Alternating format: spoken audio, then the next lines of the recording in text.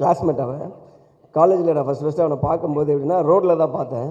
ஏன்னா நான் காலேஜ் போயிட்டு இருந்தேன். அப்போ இவன் வந்து பஸ்ஸு மேலே டாப்பு, அதாவது இல்லைன்னா அப்போ காலேஜ் படிக்கும்போது எல்லாருமே இந்த பஸ்ஸு டாப்பில் வரதெல்லாம் ஒரு கெத்தாக நினச்சி ஒன்று பண்ணுறதில்ல நம்மளால ஒருத்தன். ஆனால் அவனை பார்க்கும்போது தான் தெரியும் அது எவ்வளோ பயப்படுறான்னு. இப்படி ஒருத்தன் வந்து பார்த்தேன், இவன் என்ன பண்ணுறான் இவன் பஸ்ஸு டாப்பில் அப்படின்ற மாதிரி யாரோ கட்டாயப்படுத்தி கூட்டிகிட்டு போன மாதிரியே இருக்கும். ஆனால் அது இவன் தான் பண்ணுறான். அதுக்கப்புறம் சரி ஓகே இப்படிலாம் இருப்பாங்க போல் காலேஜில் நினச்சி போய் கிளாஸில் உட்காடுறேன். பார்த்தா பக்கத்தில் ஒருத்தன் வந்து உட்காடுறான். டே இவனை அங்கே பார்த்தா அதே ஆள் தான் இவன் வந்து உட்காடுறான்னா, நீங்கள் தானே அது மேலே ஆமாம் எப்படி இருந்துச்சு நல்லா இருந்துச்சு. ஸோ காலேஜ்லேருந்து ரொம்ப புரட்சி தனமாக எதாவது யோசிச்சுட்டே இருப்பான். தனியாக போய் ஒரு நாள் ஒரு பையன் வரான், கீழே மச்சான் கீழே வந்து யாரோ போராட்டம் பண்ணுறாங்க அப்படின்னா. காலேஜில் என்ன போராட்டம் யாருன்னா, இவன் தான்டா சினிஷ் தான் போராட்டம். கீழே போய் பார்த்தா தனியாக நின்றுட்டுருக்கான். தனியாக நின்றுட்டு எதுவோ மொத்தமாக மாற்ற சொல்கிறான். காலேஜ் டைமிங்கை மாற்ற சொல்கிறானா என்ன மாற்ற சொல்கிறான் யாருக்கு தெரியல. என்னென்னமோ பேசுகிறான். மேலே இருந்து பசங்க சி வா மேலே எங்களை பார்த்து முறைக்கிறான். மேலே பார்த்து முறைச்சிட்டு அதுக்கப்புறம் மேலே என்னென்னமோ கூப்பிட்றோம்.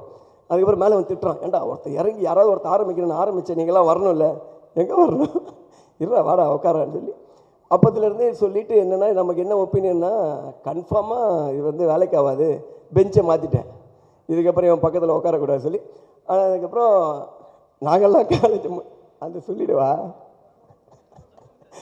என்னென்னா என் ஃப்ரெண்டு ஒருத்தர் இருக்கா சத்யான்னு சொல்லி. அவன் என்ன பண்ணிட்டா, நாங்கள் ஃபஸ்ட்டு செமஸ்டரில் எழுதின ஒரு சப்ஜெக்ட் வந்து எல்லாருக்கும் ரிசல்ட் வந்துடுச்சு. நாங்கள்லாம் போய் ஹெச்ஓடி டிபார்ட்மெண்ட்டில் பார்த்துட்டு சாரி ரொம்ப தொண்டை கட்டியிருக்கு விடிவியோட மேட்ச் இது அந்த மாதிரி மேட்ச் ஆயிடுச்சு, போய் ஹெச்ஓடி ரூமில் ரிசல்ட்டை பார்த்துட்டு வரோம், நாங்கள்லாம் பாஸ் ஆகிட்டோம் அப்படின்னு சொல்லிட்டு.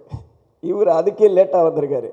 நேராக மேலே படிக்கட்டு ஏறி அதை பார்க்க போகிறதுக்குள்ளே அந்த பையன் என்ன பண்ணிட்டான், அவன் பார்த்துட்டு கீழே இறங்கி போகிறான். அவன் மேலே வரும்போது நீ எங்கடா போகிற மேலே அப்படின்னு சொல்லி, இல்லை நான் ரிசல்ட் வந்துருக்கலாப்பா, நீலாம் ஃபெயில்ரா வாடான்னு கூப்பிட்டு போயிட்டான்.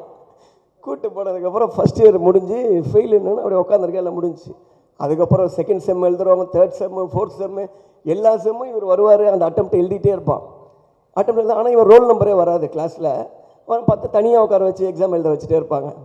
அப்புறம் 3 வருஷம் கழிச்சு யூனிவர்சிட்டியில் போய் செக் பண்ணியிருக்காரு. அப்போ தான் தெரியும் ஃபஸ்ட் செமஸ்டர்லேயே பாஸ் ஆகிருக்காப்புல. அந்த எக்ஸாமை பாஸ் ஆன எக்ஸாமை 6 வாட்டி எழுதின ஒரே ஆள் இவன் தான்.